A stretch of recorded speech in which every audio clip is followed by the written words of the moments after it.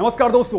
राजस्थान से लेकर के पंजाब और जम्मू कश्मीर के आसमान में दुश्मन के ड्रोन्स और उसकी मिसाइलों ने एक बार फिर से अपनी नापाक मौजूदगी दर्ज कराने का काम किया है। उनका इरादा था कि एक बार फिर से हमारी जमीन पर दहशत फैला दी जाए, लेकिन वो भूल गए कि ये नए हिंदुस्तान का दौर है। ये वो भारत है जो छेड़ता है उसे छोड़ता बिल्कुल भी नहीं है।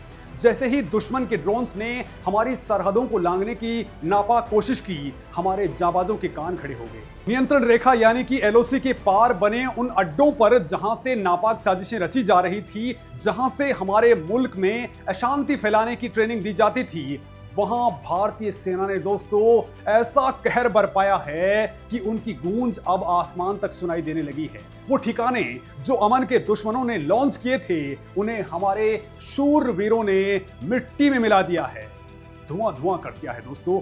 हर एक लॉन्च पैड को नेस्तनाबूद किया जा चुका है। ये कोई छोटी मोटी कार्रवाई नहीं है, बल्कि ये दुश्मन के सीने पर हिंदुस्तान का वो करारा जवाब है जिसे वो सदियों तक याद रखेगा।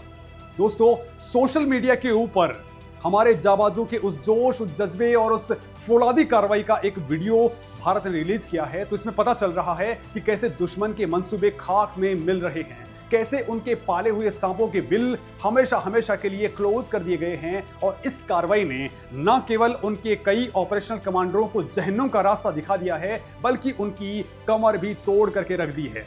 अब सवाल ये उठता है दोस्तों कि आखिर भारतीय सेना के पास में वो कौन सी ताकत है, वो कौन सी जादुई ताकत है जो इतनी सटीकता और इतनी तेजी के साथ में दुश्मन को उसी की भाषा में जवाब दे रही है। आखिर इसके पीछे का राज क्या है? वो कौन से ब्रह्मास्त्र हैं भारत के हाथ में जो सीमा पर बैठे अमन के इन दुश्मनों की कमर तोड़ रहे हैं? दोस्तों, कंधे पर रख करके चलाए जाने वाले वो कौन से हथियार हैं जो इंडियन आर्मी को फौलादी ताकत दे रहे हैं?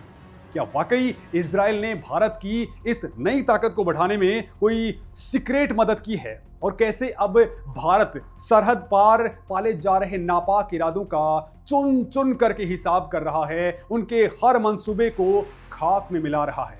तो दोस्तों, आज इस वीडियो में मैं आपको उसी ताकत यानी मैन पोर्टेबल वेपन्स के बारे में बताने वाला हूं जो कंधे पर रख करके चलाए जाते हैं और इनके जरिए भारत ने बहुत बड़ा खेल कर दिया है। लेकिन दोस्तों, इनको एक सैनिक भी इस्तेमाल कर सकता है और इनकी जो मारक क्षमता है वो इतनी ज्यादा है कि यानी तोप है बड़ी बड़ी, उनसे भी ये घातक हथियार हैं। और इनके जरिए हमारे फौजियों ने अब बहुत बड़ी ताकत गेन कर ली है और अब पीओके के अंदर भारत अंदर तक घुस करके इनके जरिए ही बहुत बड़ा जवाब दे रहा है। दोस्तों, इनके जरिए बहुत बड़ी खबर आपको बहुत जल्द मिलने वाली है। दोस्तों, ये मैन पोर्टेबल लॉन्चर्स भारतीय सेना की उस रणनीति का अहम पार्ट हैं जिसे प्रोएक्टिव डिफेंस कहा जाता है। यानी दुश्मन के हमला करने का इंतजार बिल्कुल मत करिए, बल्कि उसके नापाक इरादों को उसके घर में घुस करके ही तबाह कर दिया जाए। और आज हम इसी हथियार की गहराइयों के बारे में आपको बताने वाले हैं, लिहाजा मेरे साथ में दोस्तों बने रहिए। सबसे पहले हम बात करते हैं man portable anti tank guided मिसाइलों की, जिन्हें छोटा पैकेट और बड़ा धमाका कहा जाता है। दोस्तों, ये वो नाग हैं जो दुश्मन के टैंकों, उनके बख्तरबंद व्हीकल्स के लिए काल बन जाते हैं। हमारे अपने डीआरडीओ यानी defence research and development organisation ने जो स्वदेशी MP-80GM तैयार किया है वो वाकई कमाल का है, लाजवाब है। सोचिए, एक सैनिक कंधे पर मिसाइल रखता है, 2.5 किलोमीटर दूर दुश्मन का टैंक उसे नजर आता है, बस बटन दबता है और पलक झपकते ही करोड़ों का टैंक आग का गोला बन जाता है। दोस्तों, ये है फायर एंड फॉरगेट टेक्नोलॉजी का जीता जागता सबसे बड़ा सबूत। एक बार में निशाना साधा और मिसाइल खुद ब खुद अपने शिकार तक पहुंच करके उसे डिस्ट्रॉय कर देती है। फिर चाहे दिन हो, रात हो और कैसा भी मौसम क्यों ना हो, ये स्वदेशी MP-80GM अपने टारगेट को बिल्कुल नहीं बख्शता है। और इसका टेंडेम हीट वॉरहेड तो ऐसा है दोस्तों कि दुश्मन के सबसे अत्याधुनिक, सबसे मजबूत कवच वाले टैंकों को भी ये फाड़ करके रख देता है। सिर्फ 15 से 20 किलो का इसका वजन होता है, यानी हमारा जो जवान है वो आसानी से पहाड़ों पर इसे लेकर के जा सकता है। और आप दोस्तों इस वीडियो के अंदर ये आसानी से देख सकते हैं कि हमारे जवान कैसे दुश्मन को चौंका रहे हैं। भारत डायनेमिक्स लिमिटेड यानी BDL ने दोस्तों इसका प्रोडक्शन किया है और यकीन मानिए ये आत्मनिर्भर भारत की वो दहाड़ है जो दुश्मन के कानों को सुन्न कर दे रही है। मतलब हमें किसी दूसरे देश से लेने की जरूरत नहीं है, ये हमारी टेक्नोलॉजी है। लेकिन दोस्तों सिर्फ स्वदेशी नहीं, हमारे तरकश में और भी बहुत सारे तीर हैं। फ्रांस और जर्मनी की टेक्नोलॉजी वाला मिलान 2T मिसाइल, जिसका प्रोडक्शन अब भारत में ही यही BDL कर रहा है, वो भी दशकों से हमारी सेना का सबसे भरोसेमंद साथी रहा है। इसकी सटीकता और विश्वसनीयता आज भी बेमिसाल है। फिर हम रुक करते हैं रसिया का, जहां से 9M113 मिसाइल डिफेंस सिस्टम भी वहां पर मौजूद है। यह भी दुश्मन के टैंकों के लिए बुरा सपना साबित होता आया है। और दोस्तों अब बात उस खिलाड़ी की कर लेते हैं जिसकी चर्चा इस वक्त पूरी दुनिया में हो रही है। इसका नाम है स्पाइक मिसाइल। इजरायली टेक्नोलॉजी का ये नगीना खास तौर पर मैन पोर्टेबल MR यानी मीडियम रेंज वर्जन है, जिसे भारतीय सेना की स्पेशल फोर्सेस और इन्फेंट्री यूनिट्स पहली पसंद के तौर पर काम ले रही है। इसकी टॉप अटैक कैपेबिलिटी यानी कि टैंक्स के सबसे कमजोर हिस्से, उसकी छत पर हमला करने की क्षमता इसे और भी ज्यादा घातक बना देती है। ये वो हथियार है जो LOC पार बने दुश्मन के बंकरों, उनके बख्तरबंद व्हीकल्स को पल भर में मटियामेट कर रहे हैं। और यही वजह दोस्तों कि जब हमारे जवान जवाबी कार्रवाई करते हैं तो दुश्मन को संभलने का मौका तक भी नहीं मिल रहा है। दोस्तों हर एक फौजी अब एक चलता फिरता तोप खाना बन चुका है। और अब जरा सोच लीजिए कि दुश्मन सिर्फ जमीनी रास्ते से ही नहीं आता है, वो आसमान से भी आ सकता है और वो नापाक हरकतें कर सकता है। और पाकिस्तान इस वक्त ये सारी चीजें कर भी रहा है।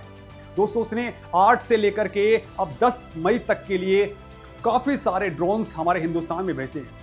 ऐसे हवाई हमले से निपटने के लिए भी हमारे पास में क्या कुछ टेक्नोलॉजी है। तो दोस्तों यहां पर भी ये man portable air defence system यानी कि मैन पैड्स मौजूद हैं, जो हमारे जवानों की जमीन से आसमान से हिफाजत करने के लिए भी बने हैं। साथ ही ये बहुत ज्यादा पावरफुल भारत को बना रहे हैं। दोस्तों इस कैटेगरी की अगर मैं बात करता हूं तो भारत के पास में इस वक्त है इग्ला S। रूस से हमने ये हासिल किया है। ये मैन पैड सिस्टम भारतीय सेना की एयर डिफेंस शील्ड को और भी ज्यादा स्ट्रॉन्ग कर रहा है। करीब 6 किलोमीटर की इसकी रेंज है। और दोस्तों इस दौरान कोई भी फ्लाइंग ऑब्जेक्ट हो, एयरक्राफ्ट हो, हेलीकॉप्टर्स हो, क्रूज मिसाइल हो या फिर आजकल का सबसे बड़ा सिरदर्द यानी ड्रोन्स हो, अगर इग्ला S का निशाना इस पर लग चुका है तो यकीन मान लीजिए कि उसका बचना नामुमकिन है। इसकी खासियत है इसकी तेजी और इसकी सटीकता। और दोस्तों सबसे बड़ी बात यह है कि ये टेक्नोलॉजी सिर्फ रूस से नहीं आ रही है, बल्कि ये मेक इन इंडिया के तहत भी अब प्रोड्यूस होने लग गई है। यानी दोस्तों हमारी जरूरतें भी अब पूरी हो रही हैं और हम आत्मनिर्भर भी बनना स्टार्ट हो चुके हैं। पहले दोस्तों ये इग्ला 1M सिस्टम हुआ करता था, लेकिन अब ये इग्ला S है, वो आ चुका है जो बहुत ज्यादा घातक है। खास करके चीन और पाकिस्तान से सटी हमारी जो सीमा है उसके ऊपर, यानी जो पहाड़ी एरियाज हैं या फिर बाकी एरियाज हैं, दुश्मन वहां पर कोई भी हरकत करता है तो उनका जवाब, जैसे इंडियन आर्मी ने जो वीडियो रिलीज किया है आप देख भी पा रहे हैं, उसके अकॉर्डिंगली भारत आसानी से इनका जवाब दे देता है। लेकिन दोस्तों भारत अब सिर्फ दूसरों के भरोसे नहीं है, यानी टेक्नोलॉजी पर हम दूसरे पे डिपेंडेंट नहीं है। हमारे DRDO के साइंटिस्टों ने स्वदेशी तौर पर विशोरेड्स यानी very short range air defence system भी डेवलप कर लिया है और इसके कामयाब परीक्षण भी हो चुके हैं। ये सिस्टम दोस्तों हर मौसम, हर तरह के इलाके के अंदर काम कर सकता है और इसका मतलब ये है कि दुश्मन का कोई भी हवाई जहाज या फिर उसका हमलावर परिंदा अब हमारी नजरों से बच नहीं सकता है। ये वो अदृश्य कवच हैं जो महत्वपूर्ण ठिकानों और हमारी फौज की हिफाजत करते हैं। मतलब दोस्तों LOC के पास जब हमारे जवान दुश्मन के लॉन्च पैड्स को तबाह कर रहे होते हैं तो यही इग्ला S और विशोरेड्स उन्हें दुश्मन के संभावित हवाई हमलों से महफूज रखते हैं। तो दोस्तों हमने एंटी टैंक मिसाइलों की बात की है, एयर डिफेंस सिस्टम की बात की है, लेकिन एक और ऐसा मैन पोर्टेबल हथियार है जो भारतीय सेना का बरसों से साथी रहा है और आज भी इसकी अहमियत कम नहीं हुई है। ये हैं रॉकेट लॉन्चर्स। और जब रॉकेट लॉन्चर्स की बात होती है तो फिर इसमें बात आती है स्वीडन के कार्ल गुस्ताफ की। दोस्तों ये नाम बहुत खतरनाक है। भारतीय सेना इसका M4 वेरिएंट इस्तेमाल कर रही है जो पहले के मॉडल से काफी हल्का है और बहुत ज्यादा असरकारक और घातक है।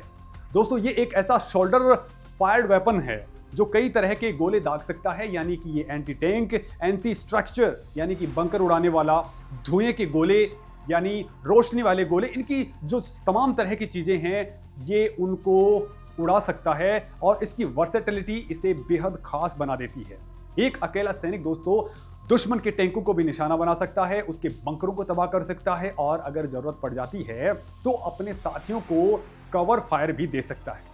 और इस वक्त एलओसी पर जहां दुश्मन अक्सर मजबूत बंकरों में छिपा होता है, वहां कार्ल गुस्ताफ M4 जैसा हथियार किसी ब्रह्मास्त्र से कम नहीं है। दोस्तों, इसकी एक्यूरेसी और रिलायबिलिटी बेजोड़ है। जब कोई फौजी इसे कंधे पर रख कर के फायर करता है तो ये सिर्फ एक आग का गोला नहीं है, बल्कि दुश्मन के सीने में हिंदुस्तान का फौलादी इरादा है।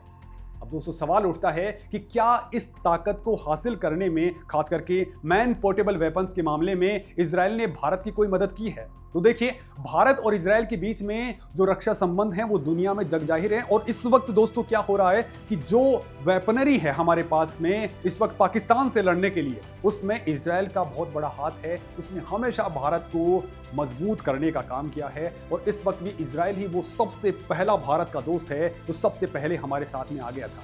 और दोस्तों, उसकी जो प्रौद्योगिकी है, यानी उसकी जो टेक्नोलॉजी है, वो भारत इस्तेमाल कर रहा है। दोस्तों, हमारा जो ये स्पाइक की जिसकी मैंने बात करी है, वो एंटी टैंक मिसाइलें इसका सबसे बड़ा एग्जाम्पल है, जिन्हें इजराइल से हासिल किया गया था।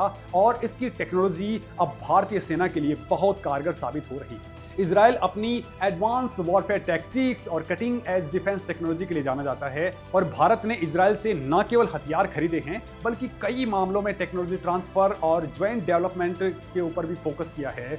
तो दोस्तों, इजराइल के साथ में इस बात को कहना गलत नहीं होगा कि इजराइल एक तो हमारा जिगरी दोस्त है और ऊपर से वो हर बार, यानी पाकिस्तान के खिलाफ तो सबसे पहला दोस्त होता है इजराइल, जो हमारी मदद करने के लिए पहुंच जाता है। वैसे दोस्तों, इस वक्त इंडियन आर्मी ने जो वीडियो रिलीज किया है उसमें आप अच्छे तरीके से देख पाए हैं कि भारत ने किस तरीके से पाकिस्तान को माकूल जवाब दिया है। और इसके बाद में भारत में जश्न जैसा माहौल है, क्योंकि जो पूरा का पूरा पीओके है उसके अंदर इस तरह के काम हम इस वक्त कर रहे हैं। लगातार ये मिशन चल रहा है और बहुत जल्द पीओके हमारा होगा। आपको इस मामले में क्या कुछ सोचना है, कमेंट करके जरूर बताएं। धन्यवाद दोस्तों।